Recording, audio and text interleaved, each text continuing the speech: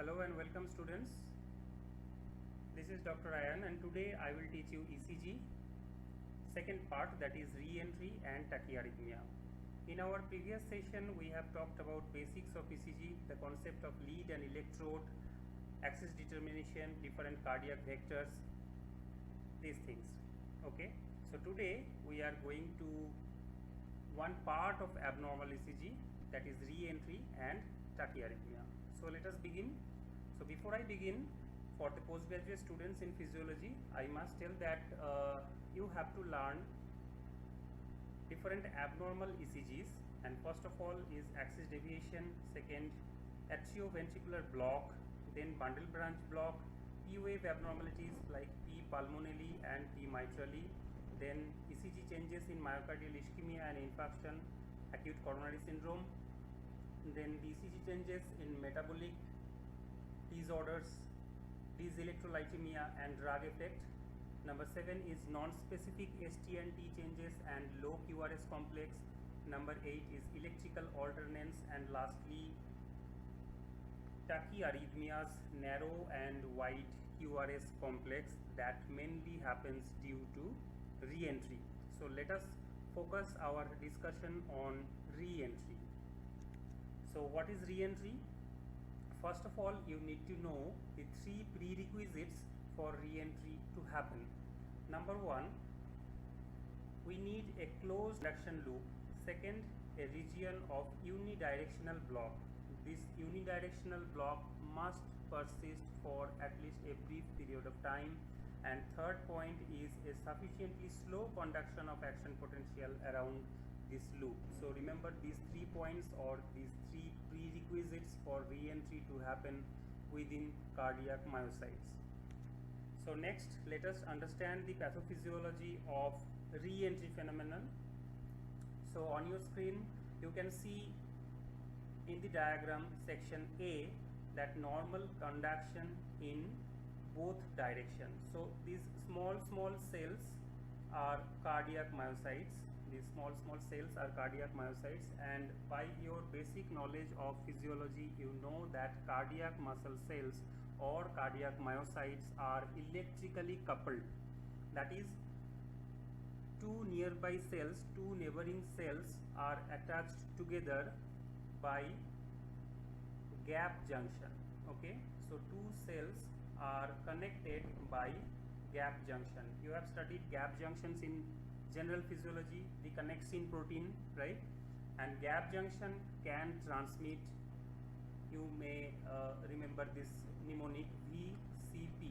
Okay, so gap junction can transmit V for voltage, C for calcium and P for proton. Okay, so cardiac myocytes are electrically coupled through gap junctions.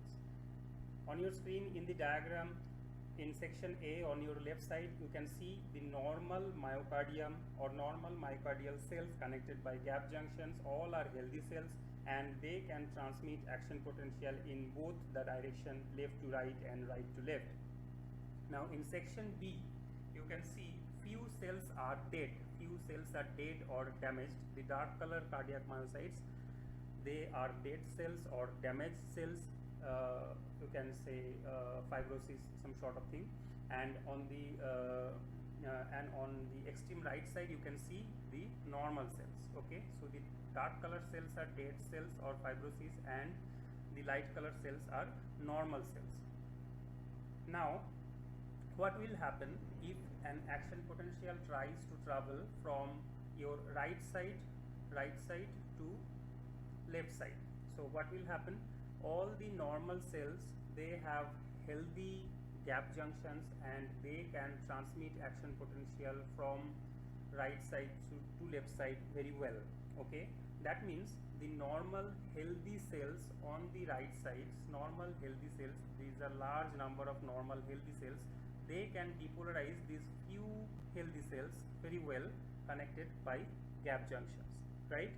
But what will happen when action potential tries to travel from left side to right side? So when action potential tries to travel from left side to right side, these few healthy cells are unable to depolarize this large number of healthy cells. Okay, So few healthy cells in the left side, these few healthy cells in the left side, they cannot depolarize large number of healthy cells on the right side. As a result, it will create a condition of unidirectional block. Okay, and this unidirectional block is the major prerequisite for re-entry phenomenon to happen within cardiac myocyte. So with this knowledge, we are moving to the next part, that is narrow complex tachycardia and wide complex tachycardia. So from your previous knowledge, you know that QRS complex, the duration of QRS complex is usually two small squares. It is usually two small squares, that is equal to 0.08 second. As you already know that one small square is equal to, on the horizontal axis, is equal to 0.04 second. So two small square is equal to 0.08 second. That is the normal duration of QRS complex. QRS complex that denotes ventricular depolarization timing, right? Now this QRS complex may be narrowed or QRS complex may be wide. Whenever this QRS complex is more than 120 millisecond, okay, when QRS complex is more than 120 milliseconds, it is called wide complex tachycardia. Okay, and when it is less than 120 millisecond, it is called narrow complex tachycardia. Okay, so wide complex tachycardia is more than 120 millisecond QRS duration, and less than 120 millisecond of QRS duration is narrow complex tachycardia. So what are the examples of narrow complex tachycardia? Number one, sinus bradycardia, and number two, other non-sinus supraventricular tachycardias. And what are the examples of non-sinus supraventricular tachycardias? They are paroxysmal atrial tachycardia, multifocal atrial tachycardia, junctional tachycardia, AVNRT, we will come to AVNRT later on, sinoatrial reentrant tachycardia, interatrial reentrant tachycardia, AVRT or atrioventricular reentrant tachycardia, orthodromic. I am coming to it. What is orthodromic and antidromic AVRT? Then your WPW syndrome, it may be narrow complex or wide complex, then atrial flutter and atrial fibrillation. Okay, so these are all examples of narrow complex tachycardia. So all the things are not very much important and not required, but we will discuss the important narrow complex tachycardias. So first of all, we will discuss AVRT, that is AV nodal or atrioventricular nodal reentrant tachycardia. Okay, so AV nodal reentrant tachycardia, then we will discuss AVRT, WPW syndrome, atrial fibrillation and atrial flutter. Okay, so let us first we will definitely discuss AVRT, AVNRT in detail, WPW syndrome, atrial fibrillation and flutter, everything in detail. But before that, let us see the examples of wide complex tachycardias. Okay, so also you in this context you need to remember two very important points, that all supraventricular tachycardias are narrow complex tachycardia except those with a block. Okay, so here you have seen the supraventricular tachycardias, that is your AVRT, AVNRT, AVRT orthodromic, AVNRT, WPW, whatever. All these are examples of narrow complex tachycardia, and all the supraventricular tachycardias are narrow complex tachycardia except those with a block. That means if any supraventricular tachycardia is associated with some block in the downstream pathway, like it may be associated with right bundle branch block or left bundle branch block, it may give rise to wide complex tachycardia. Otherwise, all supraventricular tachycardias are narrow complex tachycardia. And remember, AVRT, that is atrioventricular reentrant tachycardia, it cannot be associated with a block. Next, see the examples of wide complex tachycardia.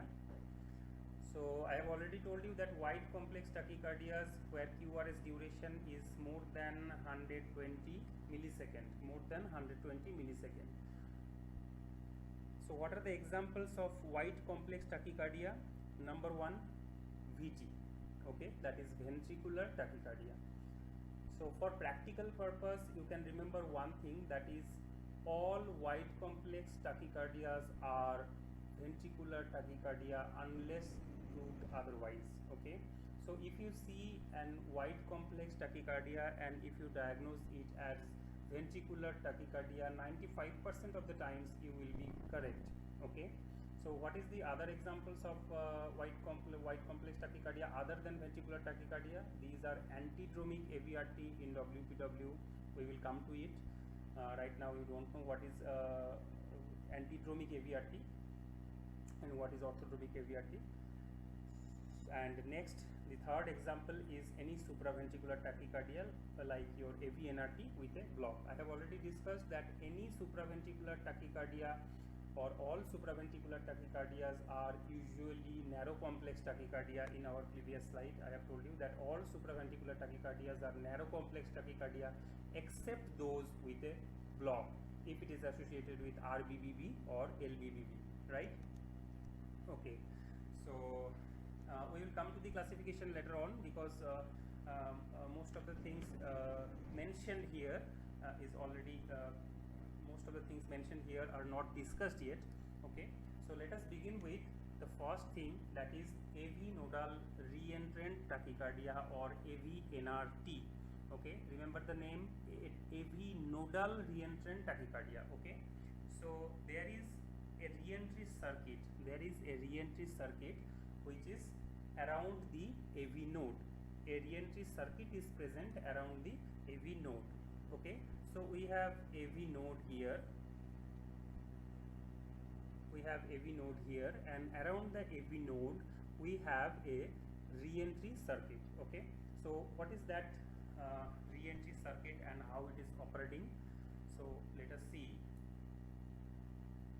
So let me diagram first. So we have this one is your heart,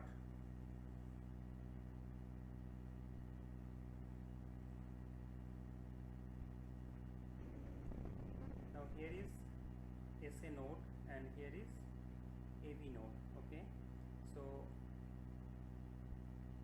action potential travels from SA node to AV node first, so SA node to AV node, and now there is a reentry circuit around the AV node, right?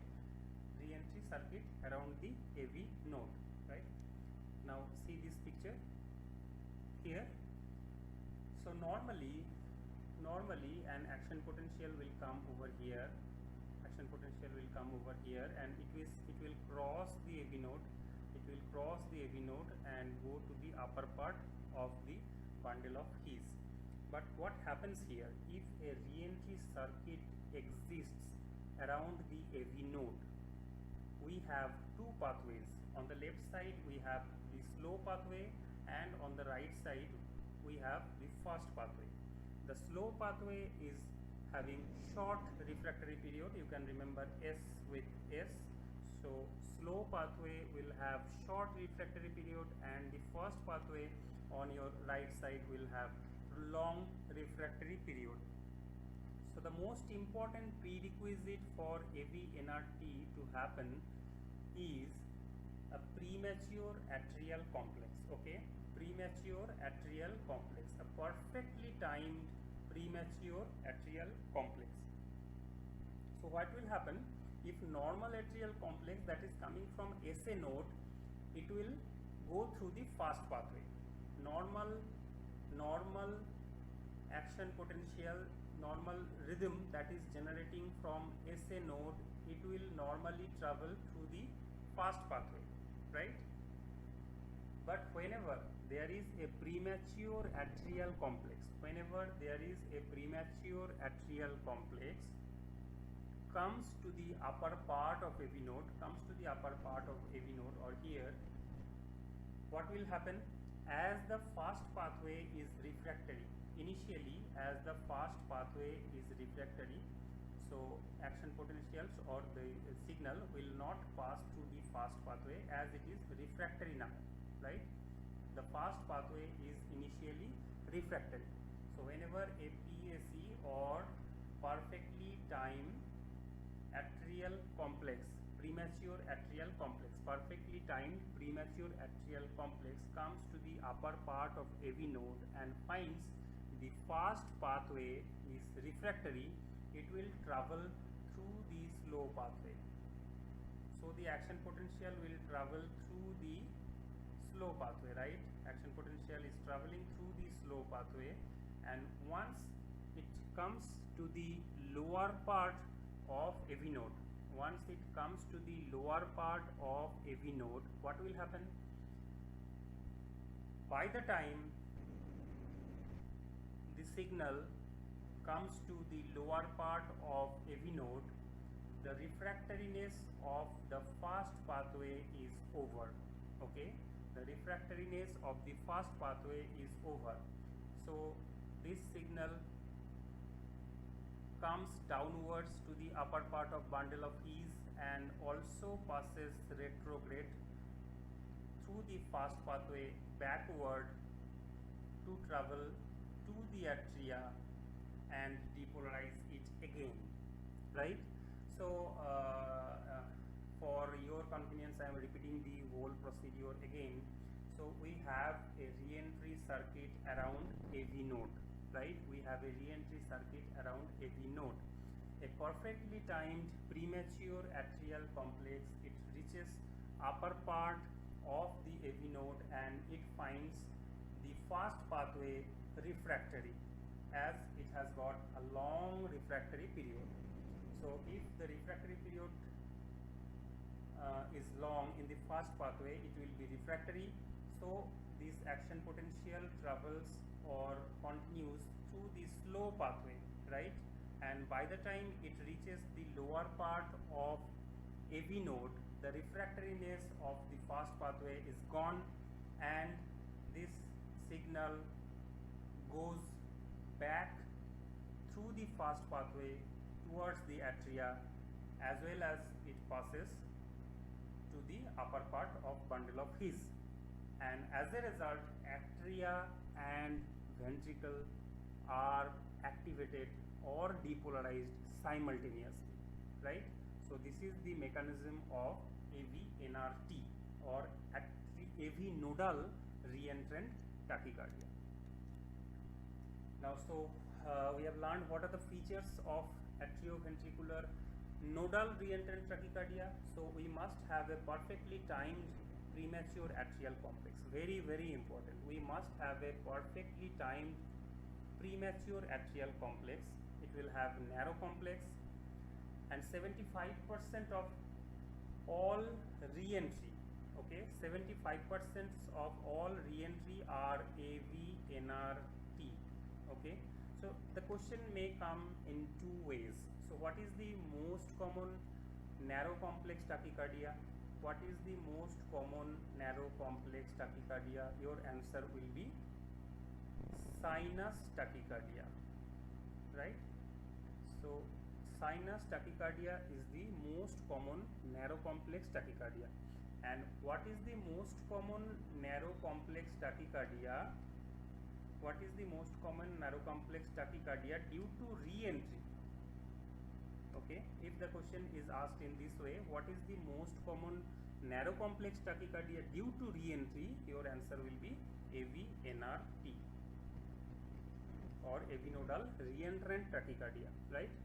So the features of AV-NRT, the features of AV-NRT are: number one, perfectly timed premature atrial complex. It will have a narrow complex tachycardia. Heart rate will be 150 to 250 beats per minute, 150 to 250 beats per minute. And as you can see or you have learned that both the atria and ventricles are simultaneously activated. So what will happen? Mostly the P wave will be buried. Okay, mostly P wave will be buried under the QRS complex. As a result, you can see in the ECG QRST, QRST, QRST, right? You won't. So QRST, QRST, QRST, QRST, right? So all will be QRS complex. Okay, you won't see P wave. So this is AV-NRT. Sometimes in rare cases P wave may fall outside QRS complex, and in that case we will measure RP interval, and which will be less than 80 milliseconds. We will come to it.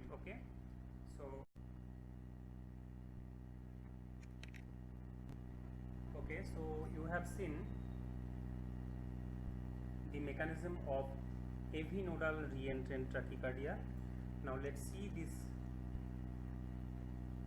ECG. Here you can see, if you focus on lead 2, you can see all these are QRS complexes. You won't find any P wave because P wave is buried under the QRS complex. So all you find is QRS, QRS, QRS, QRS, right? Now see this diagram here. In the first example, or in example A, you can see all is QRS, QRS, QRS, and QRS. Okay, so all are QRS complexes, and there is no P. So all these three A, B, C are examples of AV-NRT, that is AV nodal reentrant tachycardia. So in A, you can see that P wave is buried. Okay, P is buried under QRS complexes, so you cannot see P wave. In B, in diagram B, you can see that P wave is falling just outside the QRS complex. Okay, so P wave is falling just outside the QRS complex. We can also call it a pseudo S wave.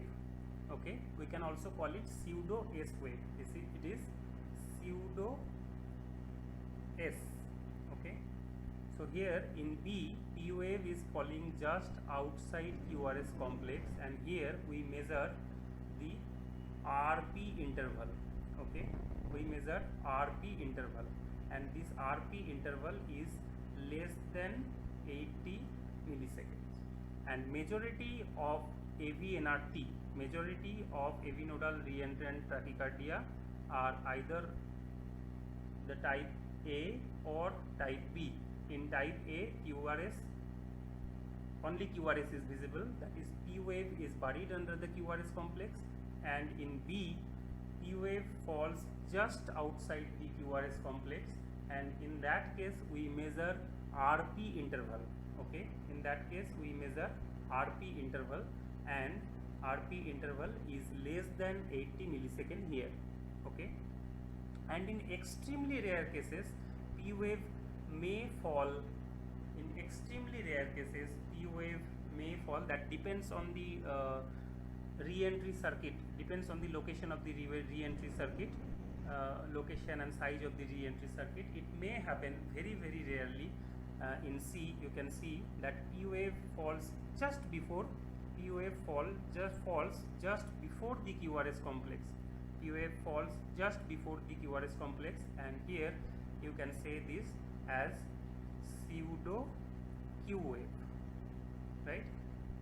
You can say it pseudo Q wave, but almost all the AV-NRTs are of either A type or B type.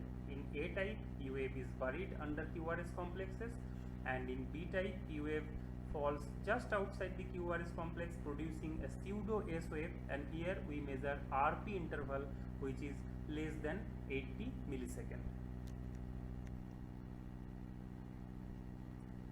Now we are moving to the another section that is called WPW syndrome. Now before I discuss what is WPW syndrome, let us know what is WPW. WPW is merely the presence of an extra conduction tissue or abnormal or aberrant tissue, okay, which is connecting the atria with the ventricle. Okay, so just presence of an aberrant tissue or abnormal conducting tissue from atria to ventricle is called WPW, right? So just presence of this extra pathway. Normally atria to ventricle pathway is from SA node to AV node and from AV node to bundle of His, then right and left bundle branch and the Purkinje fibers. This is the normal pathway. But if there is any aberrant pathway that connects atria to ventricle directly bypassing the AV nodal tract, it is called WPW. Okay, but mere presence of this WPW or Wolff-Parkinson-White or extra fiber, extra connecting tissue or aberrant tissue from atria to ventricle will not produce WPW syndrome. Okay, so only the presence of aberrant tissue, connecting tissue from atria to ventricle without any ECG changes or without any symptoms is called WPW concealed type. Okay, WPW concealed type. But if aberrant tissue is present and there is ECG changes, aberrant tissue is present and there is ECG changes but there is no symptoms, it is called WPW manifest type. Okay, WPW manifest type. Okay, so WPW is of two type. WPW may be just mere presence of aberrant tissue, which is called WPW concealed, and if there is ECG changes without any symptoms, then it is called WPW manifest. Okay, and the next thing is, if there is presence of aberrant tissue connecting atria to ventricle, there is ECG changes and the patient is symptomatic, it is called WPW syndrome. Okay, so what will happen here? Normally action potential travels from SA node to AV node, then there is a AV nodal delay, then the signal transmits to the bundle of His and the further downstream pathway, you know, that is left and right bundle branch and Purkinje fibers, right? But other than this, if there is presence of extra tissue, extra connective tissue or aberrant tissue from atria to ventricle, what will happen? The signal will travel via both the pathway. Okay, signal will travel via both the pathway. But the interesting thing is, as there is no AV nodal delay in the aberrant pathway, what will happen? Signal will reach first from atria to ventricle and it will start to depolarize the ventricle. But afterwards, the signal that is traveled from normal pathway through the normal pathway, it will catch up, or it will catch the signal that has already traveled through the aberrant pathway and ultimately form the QRS complex. The main thing is that as the aberrant pathway is coming very fast without AV nodal delay, it will pre-excite the ventricle. Okay, it will pre-excite the ventricle and the shape of QRS complex will change in this way. Okay, so the upstroke of QRS complex will start a little early and will form the QRS complex, right? And the initial upstroke of QRS complex is called delta wave, and as the ventricle pre-excites here, the PR interval will be shortened. So this is normal here, this is the PR interval, and when aberrant tract is present, see the PR interval is this one. Okay, so PR interval is shortened. This is called WPW syndrome. So again, see this ECG, an example of WPW manifest type. So you can see all the leads here. In lead 1 you can see the delta wave, right? Here again you can see delta wave. In lead 2 also you can see delta wave, right? Here also in V3 you can see delta wave, right? And also here you can see ventricular pre-excitations, right? So this is an example of WPW manifest. Now let us see the features of WPW. So there must be presence of accessory or aberrant pathway connecting atria to ventricle. PR interval will be short, there will be secondary STT changes, and remember this thing that left-sided bypass tract or aberrant pathway is more common than the right-sided pathway. There will be present of delta wave, and depending on the size and location of the aberrant pathway, WPW may be wide complex or may be narrow complex. Okay, so after WPW, let us discuss another re-entry phenomenon, that is AVRT in WPW, or atrioventricular reentrant tachycardia in presence of WPW. AVRT is of two types: orthodromic AVRT, which is a narrow complex tachycardia, and antidromic AVRT, which is a wide complex tachycardia. So what will happen in orthodromic type of AVRT?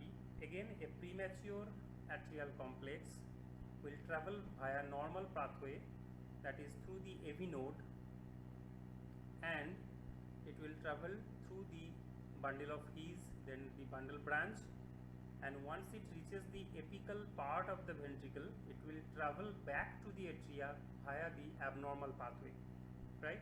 So again I am repeating, a premature atrial complex will travel through the normal pathway, that is AV node to bundle of His, then the bundle branch, then Purkinje fibers, and once it reaches the apical part of the ventricle, it travels back to the atria via the abnormal pathway, and it produces orthodromic type or narrow complex atrioventricular reentrant tachycardia. Why it is narrow complex?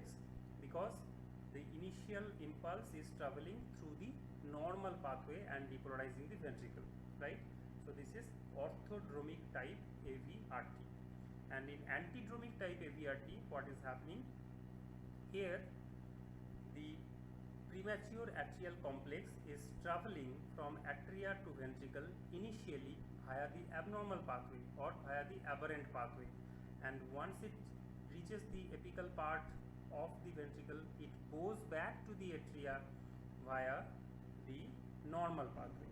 Okay, so the initial impulse, a premature atrial complex is traveling via abnormal pathway from atria to ventricle via aberrant pathway, and once it reaches the apical part of the ventricle or apex of the ventricle, it goes back to the atria via normal pathway, and it is antidromic, and it is wide complex. Why it is wide complex? Because it is not coming through the normal pathway, it is coming through and activating the ventricle. Initially it is activating the ventricle through abnormal pathway. As the abnormal pathway has less conduction speed than the bundle of His and bundle branch, as a result the complex is wide. Okay, so orthodromic AVRT will produce narrow complex tachycardia, and antidromic AVRT will produce wide complex tachycardia. Okay, so let us see the features of narrow complex and wide complex AVRT, that is orthodromic AVRT and antidromic AVRT. In antidromic AVRT, again a premature atrial complex is required. It travels to the ventricle from the atria via bypass tract, travels atria to ventricle via bypass tract, and goes back via normal path, and it will produce wide complex tachycardia. Rate is 200 to 300 beats per minute, and it is less common. On the other hand, orthodromic AVRT Again, it initiates with a premature atrial complex. It travels atria to ventricle via normal pathway and goes back via aberrant pathway, and it will produce narrow complex as it is traveling from atria to ventricle via normal pathway. It is more common, rate is same, 200 to 300 beats per minute. Here P wave will fall just after the QRS complex and it will be inverted. Why it is inverted? Because the atria is being activated or being depolarized in a retrograde fashion. Okay, so while discussing AV-NRT, we have discussed that if P wave falls outside QRS complex, here you can see in AV-NRT we have seen that if P wave falls outside QRS complex, then we measure RP interval and it will be less than 80 millisecond in AV-NRT. Now in orthodromic AV-RT, again P wave may falls after the QRS complex, but the difference from AV-NRT is here RP interval will be more than 80 millisecond.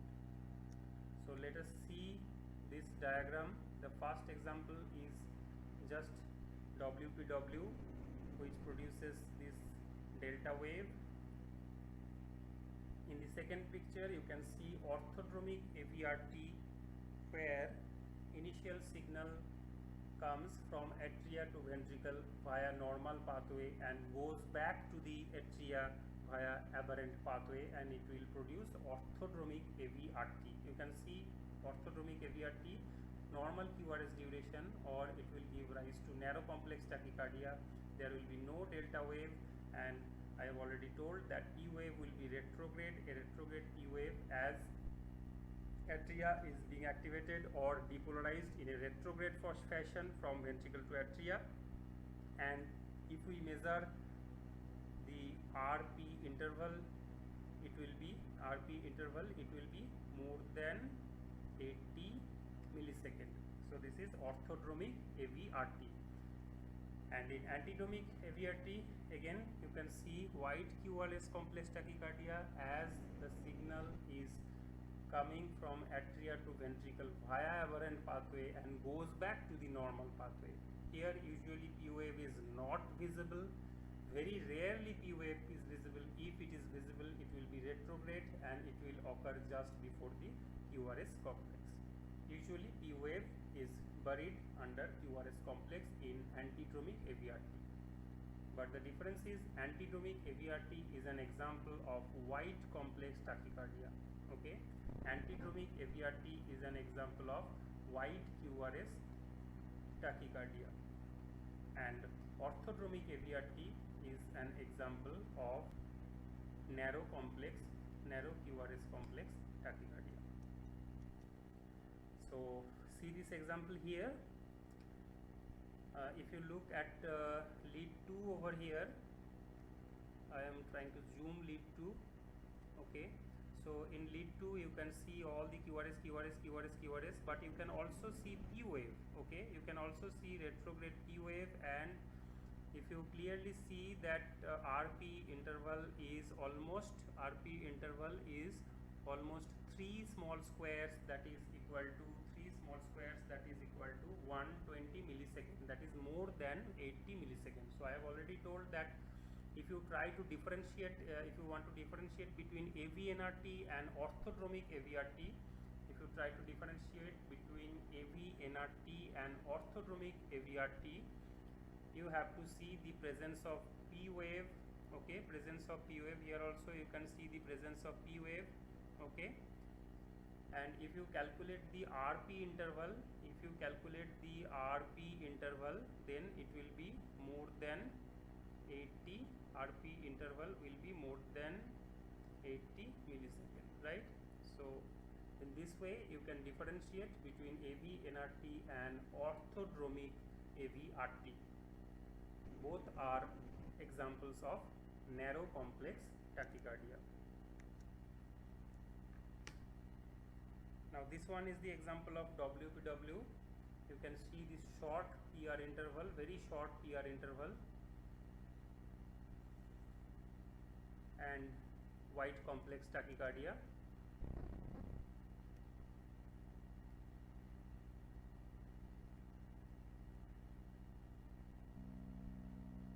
Now here in this example, yes, this is an example of AVRT antidromic. Okay, so it is an example of, you can clearly see the white complexes. You can clearly see the white complexes. So this is an example of white complex tachycardia, AVRT antidromic type. Again in this example, first see whether it is wide complex or narrow complex. Yes, it is narrow complex. It is narrow complex, and you can see P wave falling here. Yes, P wave falling here. Yes, P wave falling here. And if you calculate the RP interval, it will be, RP interval is more than 80 millisecond. Okay, RP interval is more than 80 millisecond. If it is P wave, it is RP interval is more than 80 milliseconds. So this may be an example of orthodromic AVRT. Okay, AVRT orthodromic.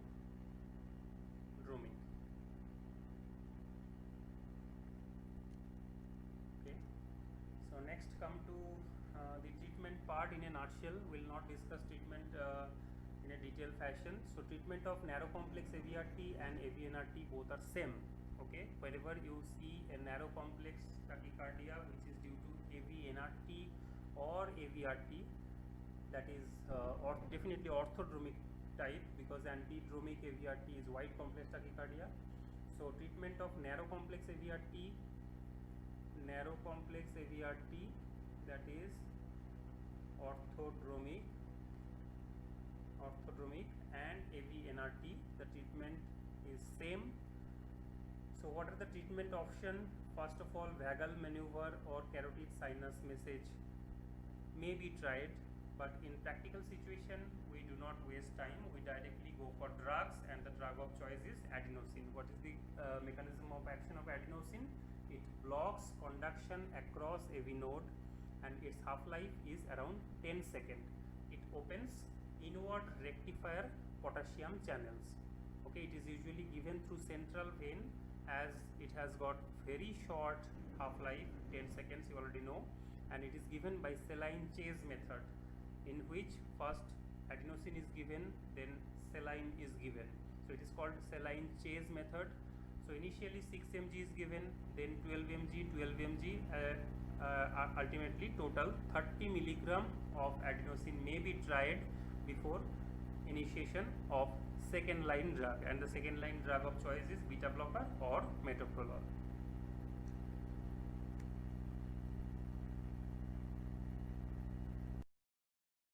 So after discussing AVNRT and AVRT in details, we are moving on to the next arrhythmia, that is atrial fibrillation. So what does fibrillation mean? Fibrillation is basically a twitching movement or quivering movement of the atrial muscle cells. Fibrillation means quivering or twitching movement. The basic pathophysiology behind atrial fibrillation is your tissue heterogeneity. And how does this tissue heterogeneity occurs? It may happen due to stress on the atrial wall. The major initiating factor is the stress on atrial wall. Okay, so atrial wall may be stretched due to pressure overload or due to some volume overload in valvular heart disease. And the thing is, different areas of the atrial wall will have different refractory period. Okay, so tissue heterogeneity, number one, tissue heterogeneity, followed by an event which is areas on atrial wall will have different refractory period. Okay, different areas on atrial wall will have different refractory period, and that will lead to atrial fibrillation. So what happens here? Let's see. So in the atria, normally in atria, we have seen that from SA node to AV node, there is conduction of action potential in a very smooth manner. Okay, but here what happens is, as there is tissue heterogeneity and different areas of the atria have different refractory period, so there is generation of multiple wavelets, you can say multiple wavelets, and from these wavelets there is generation of multiple daughter wavelets. Okay, so multiple wavelets and their daughter wavelets that overtake SA. Okay, so multiple waves and wavelets, the multiple wavelets will waves will be there, and from there will be different wavelets. Okay, and in this way what happens, the whole atria is not contracting as a whole, but the thing is, some pockets or some regions of the atria, they contract at different times. As a result, there is this twitching or quivering movement, and the final thing is the atrial kick is lost. What is that atrial kick?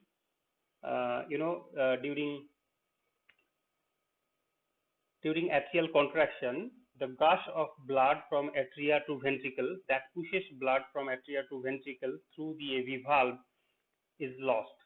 So the atrial contraction, the effectiveness of atrial contraction is lost because the multiple local areas of the atria, they contract on their own.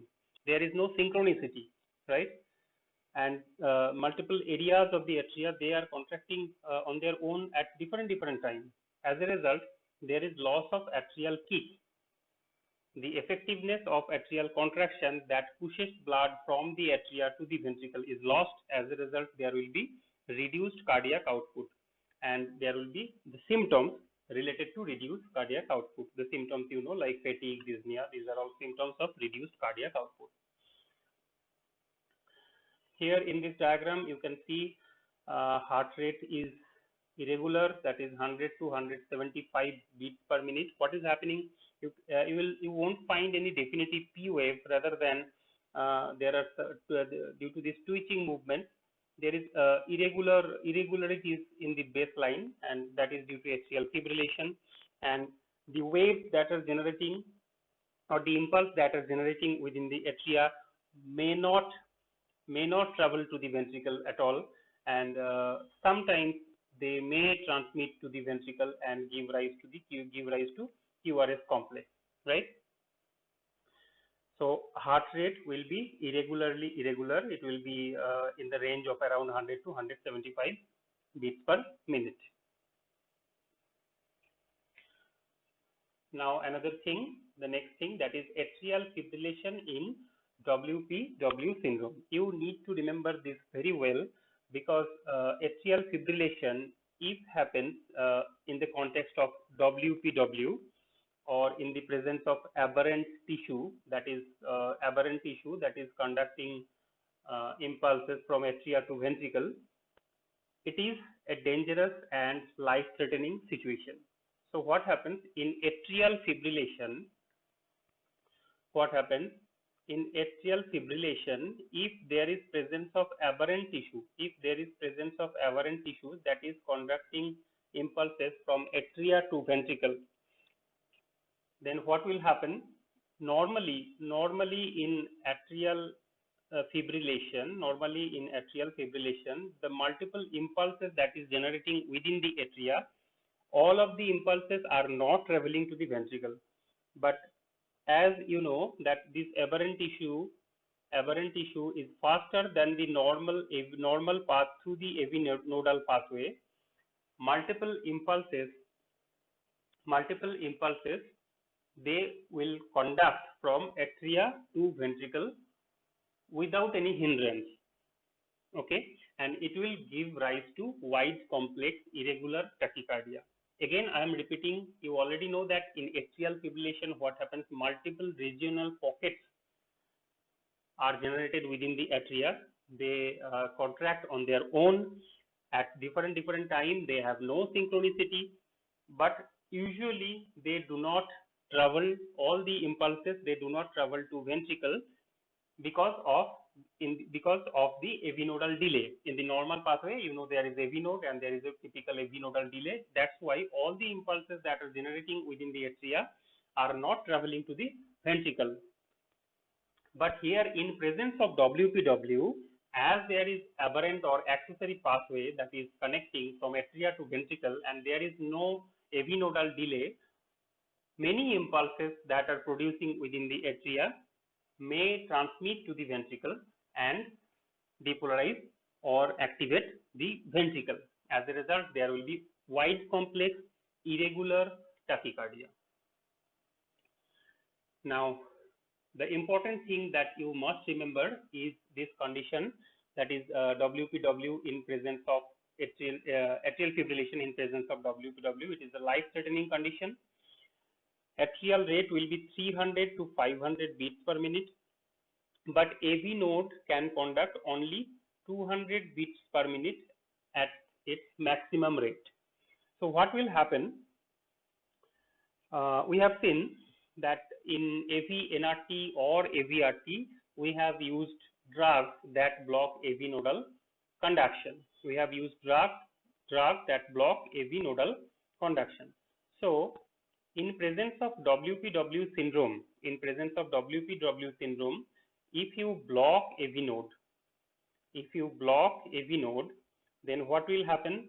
All the impulses that are generating within the atria, they will travel through the accessory or aberrant pathway, right? So normally, if you do not use any drug that block AV node, then what will happen? In presence of WPW or in presence of accessory or aberrant pathway, many impulses may travel from atria to ventricle through the aberrant pathway, but some impulses are blocked at the AV node.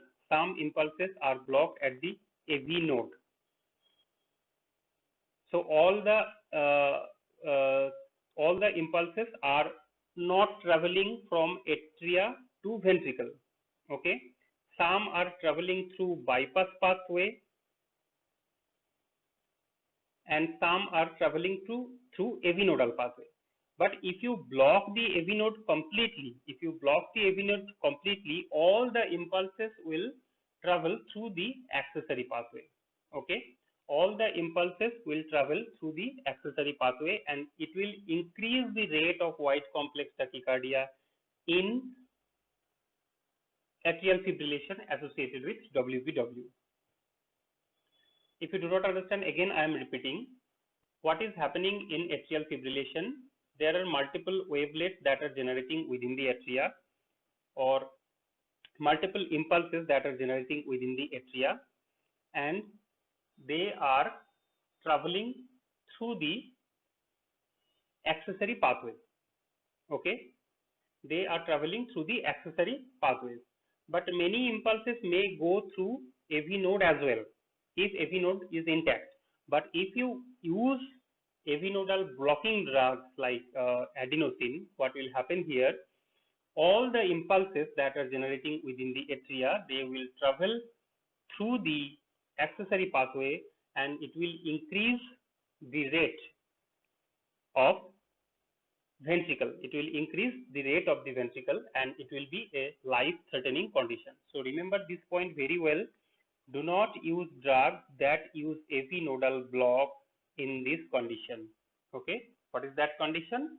That condition is atrial fibrillation in presence of aberrant pathway, atrial fibrillation in presence of WPW, and the definitive treatment is DC cardioversion. Now come to the next topic, that is atrial flutter.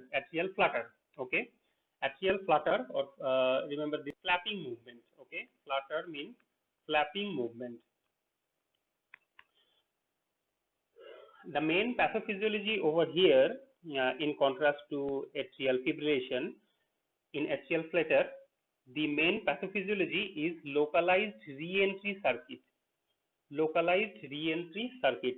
Remember, this one is the pathophysiology behind atrial flutter. Localized re-entry circuit, and the most common re-entry is circuit is around the tricuspid valve. So let us see what is the most common re-entry circuit in atrial flutter.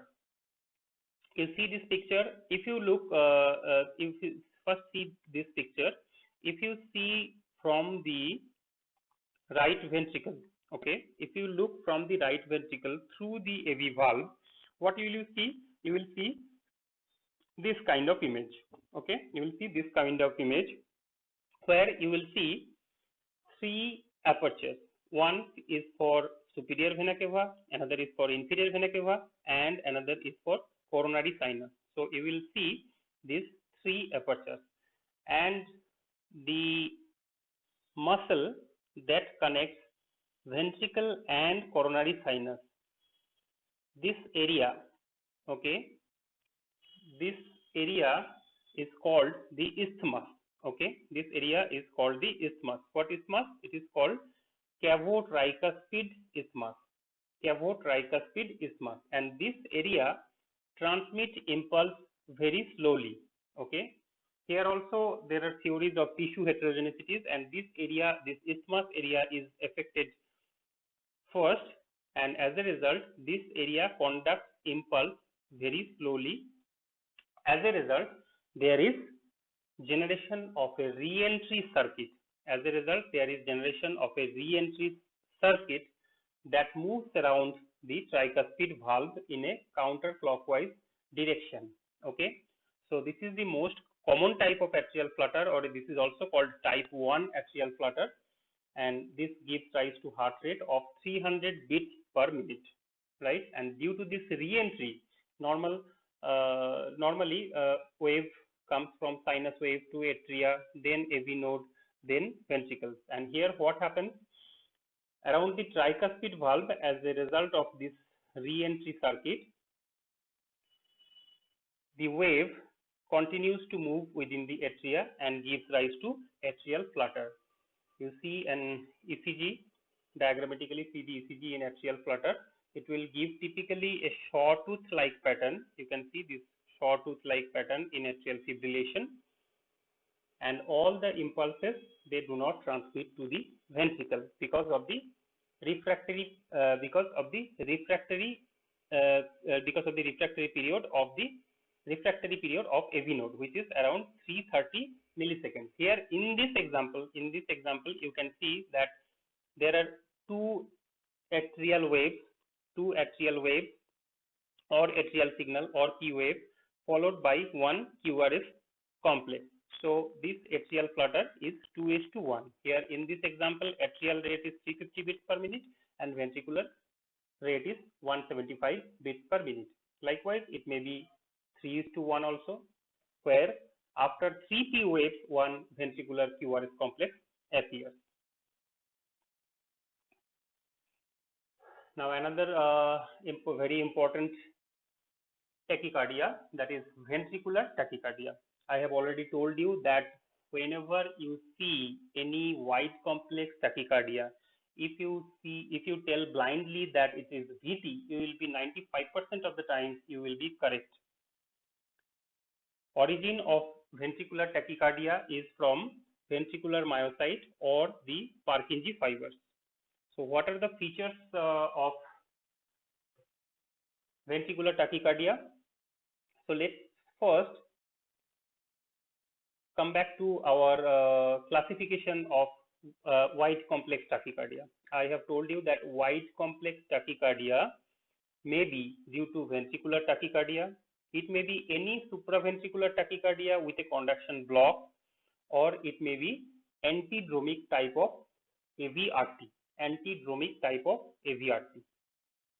Okay, so what are the features? Let's first see what are the features of ventricular tachycardia. The first and very important feature of ventricular tachycardia is complete AV dissociation. Okay, So complete AV dissociation. Atria beats on its own, ventricle beats on its own. So there is dissociation. P wave may fall anywhere, and it will be broad QRS complex. I have defined that wide complex tachycardia is when QRS duration is more than 120 milliseconds. But in ventricular tachycardia, it is usually more than 160 milliseconds, right? Second feature is fusion beat and capture beat. So what are fusion beat and capture beat? Let's see. Here in this ECG, you can see I have already told that complete AV dissociation will be there. Okay, complete AV dissociation will be there. So first come to this ECG. You can see the AV dissociation here, right?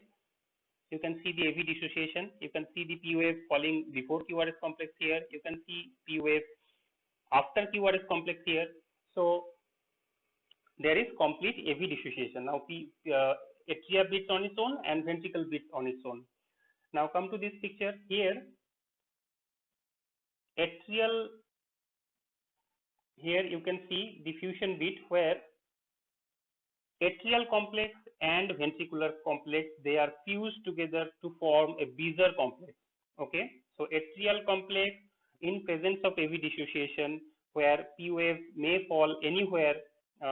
It may fall before QRS complex, it may fall within the QRS complex, or it may fall after the QRS complex. So here it happens fusion beat in which is seen in ventricular tachycardia is a complex Beezer complex which occurs due to fusion of atrial complex and ventricular complex. Okay, so this is fusion beat. And what is capture beat? Capture beat in continuation with ventricular tachycardia, sometimes the heart regains its normal rhythm. Sometimes heart regains its normal rhythm where there is P wave, P wave followed by normal QRS complex. Okay, so P wave generated within the atria which transmits to the ventricle and creates normal QRS complex, which is called capture beat, right? Again, see here.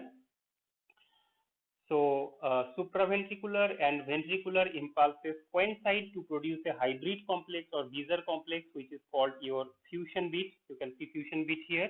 It indicates there are two foci of pacemaker cell firing simultaneously, right?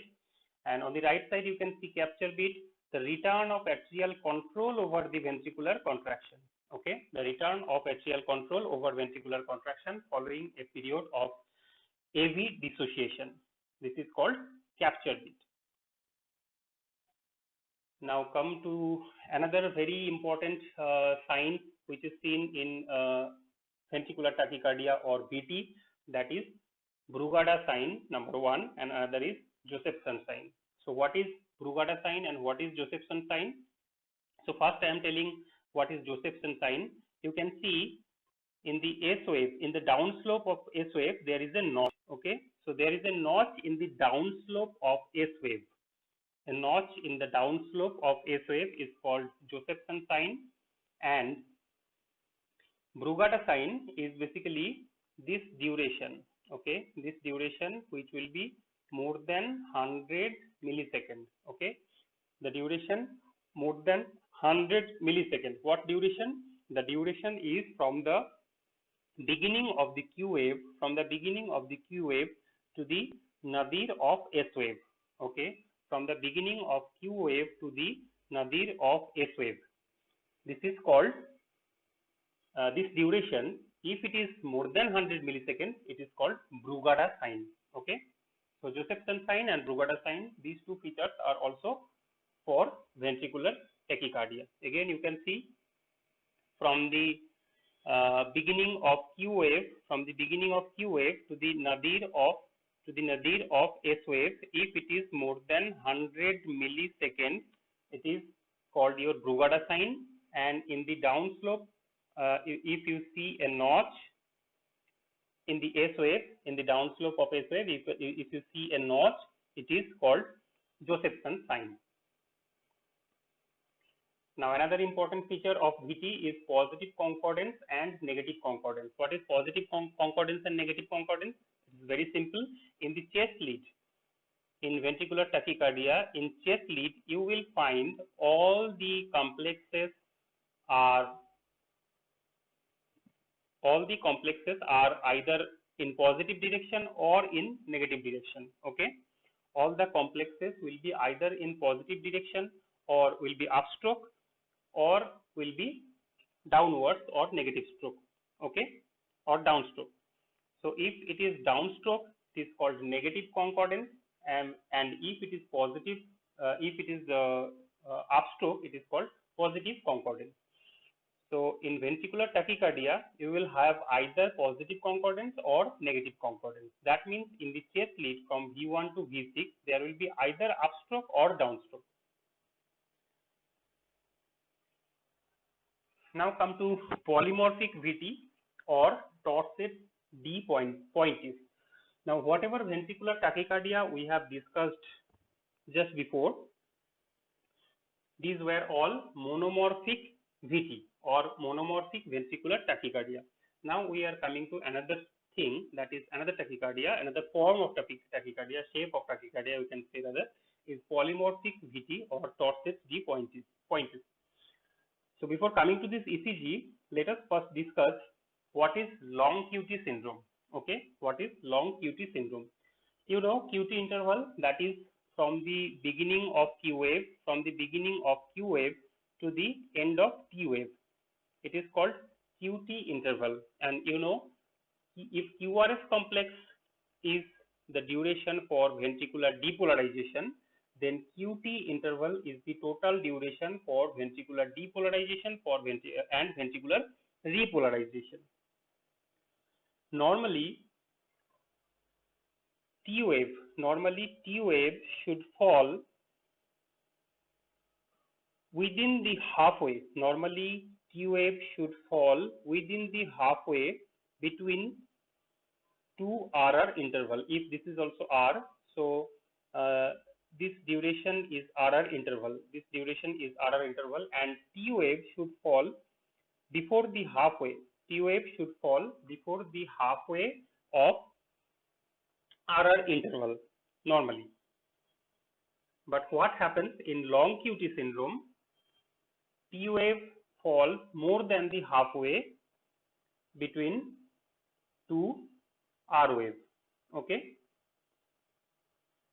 So if this is the halfway and T wave is falling after the halfway between an RR interval, right? So this is the easiest way to determine normal QT interval and long QT interval. But if you want to calculate exactly the QT interval, then we have a formula which is called Bézet formula. At 60 beats per minute, of heart rate, the normal value of QT interval will be less than 440 milliseconds in male and less than 460 milliseconds in female, which is normal. But if it is more than 440 milliseconds in male and more than 460 milliseconds in female, it will be called long QT interval. But remember, it is only true when heart rate is 60 beats per minute. Okay.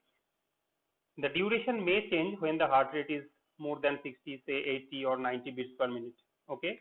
So we have to formulate a standardized formula which is called a Bézet formula. The Bézet formula actually tells the corrected QT interval or QTC, and the formula is QT in milliseconds divided by root over RR interval in seconds divided by 1 second. Why we are dividing second by 1 second? This is because just to keep the unit of QTC in milliseconds. Okay. So in this formula we can calculate corrected QT interval, and the formula is QT interval in milliseconds divided by root over RR interval in seconds divided by 1 second. Now, what is happening basically in long QT syndrome? So before that, you know what are the causes of long QT syndrome.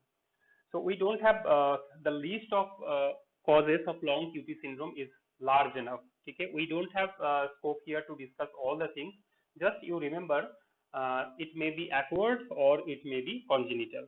Okay, the most important congenital cause is LQTS or long QT syndrome. Okay, LQTS or long QT syndrome. There are different types of LQTS like type 1, type 2, type 3, etc. And the most common LQTS is LQTS type 3.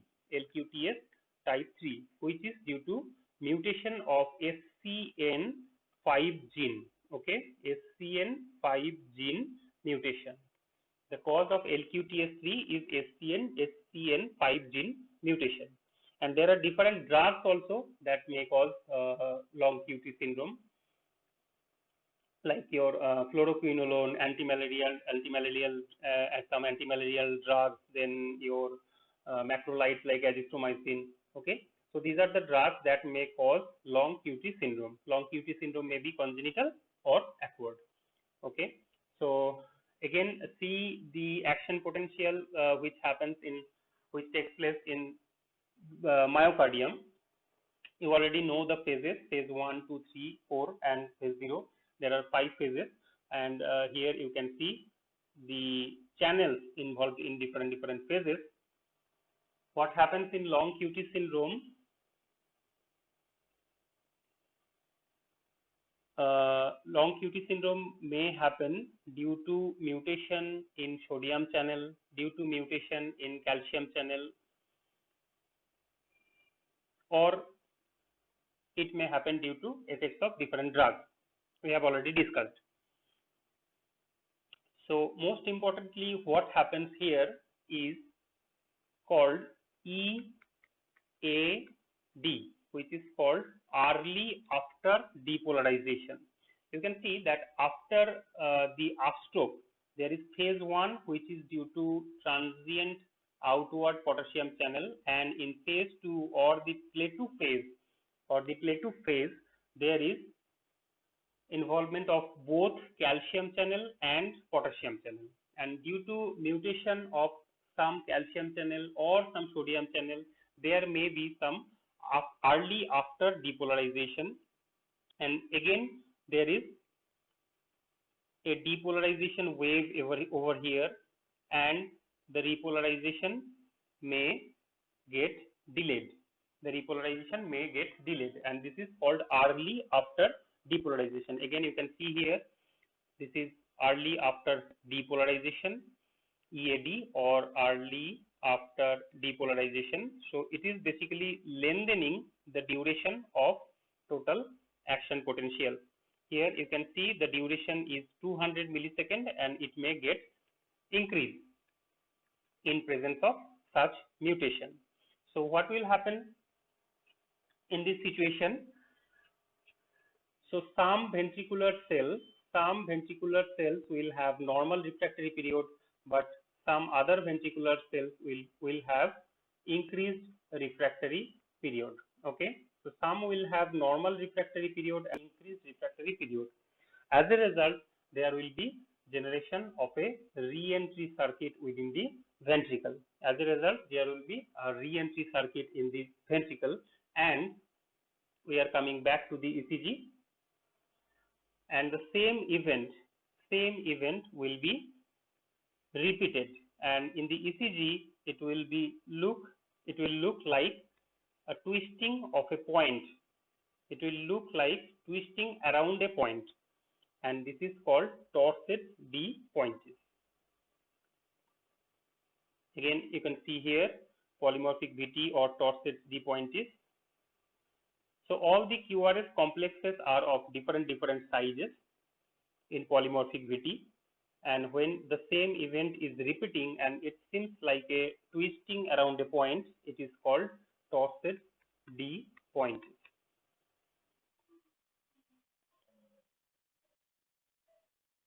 So with this, Here you can see again polymorphic VT or ventricular complexes of different shapes. Torses D pointis, which means the twisting of a point or twisting around a point, and the typical rate is 150 to 250 beats per minute. So with this, we are ending our session on re-entry, narrow complex and wide complex tachycardia or tachyarrhythmia. Thank you.